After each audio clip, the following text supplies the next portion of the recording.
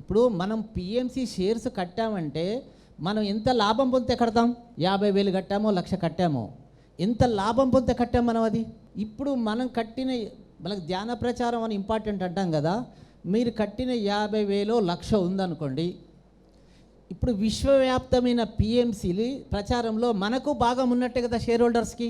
మనకు డబ్బులు కావాలా, మళ్ళీ ప్రచారం కావాలా? అంతే కదా.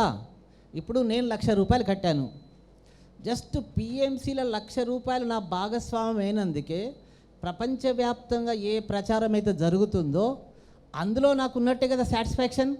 ఎన్ని వేల మంది వస్తున్నారు, మనం కట్టిన షేర్స్ తోటి ఎంత డెవలప్ అయ్యి ప్రపంచవ్యాప్తంగా పోయిందా లేదా? అంటే మనం ఇంట్లో కూర్చొని ధ్యాన ప్రచారం చేసినట్టు కదా. పత్రిజీ లక్ష్యం ఏంటి? పత్రిజీకి గురుదక్షిణ ఏంటి? మీరు నాకు గురుదక్షిణ కాదు, నేను చెప్పింది మీరు ఆచరించి ఇంకోళ్ళకి చెప్పండి, అంతే కదా.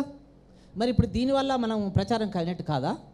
అందుకొరకు ఏదైతే ఈ విశ్వవ్యాప్తమవుతున్న ప్రచారం పిఎంసి ద్వారా ధ్యాన ప్రచారం, అందులో డబ్బులు మనం ఏదైతే పెట్టామో అందరం భాగస్వాములమే.